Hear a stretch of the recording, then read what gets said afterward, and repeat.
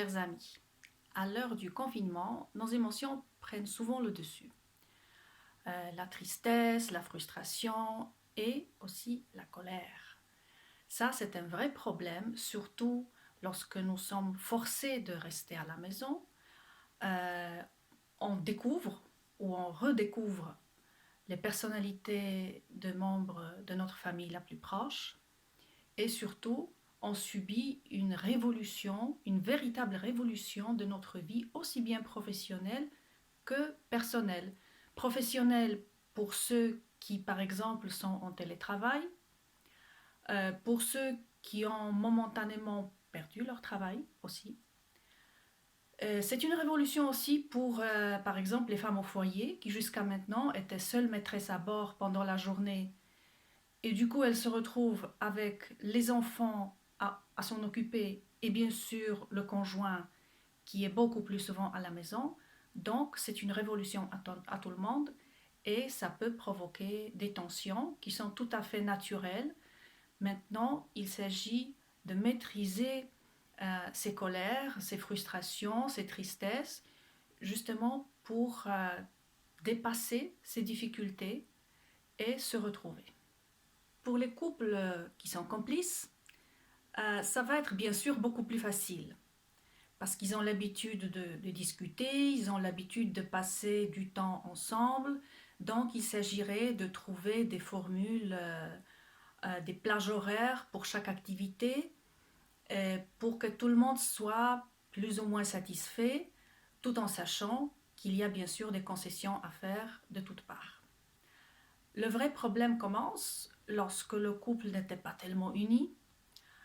L'homme passait ses journées au travail et ses après-midi et ses soirées dans les cafés avec les amis en regardant les matchs de football. Là, je plains vraiment tous les fans de football parce que c'est pas évident de se retrouver sans cette distraction qui est pour certains une véritable passion. Et du coup, il se retrouve à la maison avec sa femme, avec les enfants. Quand les enfants sont petits, il s'agit juste de les occuper, de leur trouver des animations.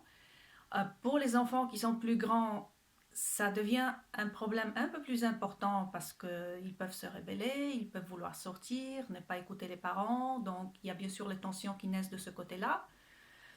Et bien sûr avec le conjoint qu'on fréquentait, disons, de point de vue social, mais on n'était pas tellement complices. Donc là, c'est aussi une opportunité de reconquérir son conjoint. Pourquoi pas? euh, c'est pas évident, surtout quand on y est forcé, mais c'est une opportunité. En temps normal, pour maîtriser ses colères, pour se découvrir soi-même, je préconise toujours le travail d'introspection à moyen et long terme.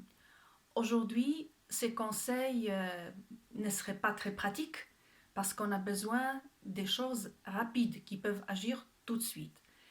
Donc, ce que je pourrais vous conseiller, tous ceux qui se trouvent dans des situations de tension, surtout à l'intérieur des maisons, c'est de ne pas laisser les émotions grandir ou ne pas les contenir, d'apprendre à en parler.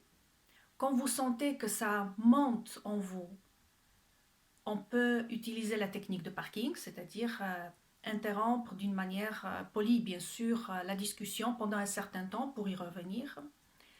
Être prêt à faire des concessions, parce que forcer quelqu'un à adopter notre point de vue va le frustrer et bien sûr cette colère va revenir vers nous.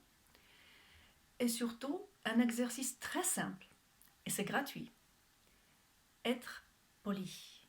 Sourire, sans aucune raison valable, sans qu'il y ait quelque chose, un événement particulier, sourire pour dire bonjour. Et sourire en retour lorsqu'on nous dit bonjour. Ça permet d'apaiser et ça permet d'établir un dialogue.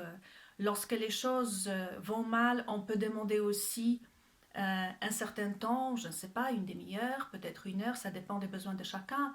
On peut demander un certain temps de solitude, c'est-à-dire pour que les autres membres de la famille ne nous dérangent pas pendant ce temps-là. Et bien sûr, et ça concerne malheureusement les cas les plus extrêmes, lorsque la violence et en particulier la violence conjugale, la violence envers les enfants, elle est établie dans une famille parce que ce sont des choses qui existent, hein, ce n'est pas quelque chose qui est né avec la situation de confinement. Surtout, savoir chercher de l'aide. Vous vous souvenez, récemment, j'ai parlé dans l'un de mes clips, savoir demander de l'aide. Lorsque vous sentez que vous êtes dos au mur, n'hésitez pas, cherchez. Il y a l'internet, il y a la famille, il y a le téléphone. Euh, Parfois, les professionnels se sont déjà convertis dans le mode online. Les associations qui aident les victimes de violences, parfois les psychologues, parfois juste un ami, un médiateur professionnel, ça serait magnifique, parce que ça permet justement d'établir le dialogue et d'apaiser les tensions. Donc, surtout, souriez. C'est quelque chose qui nous remonte le moral d'une manière automatique, même si vous n'avez pas envie de sourire, souriez.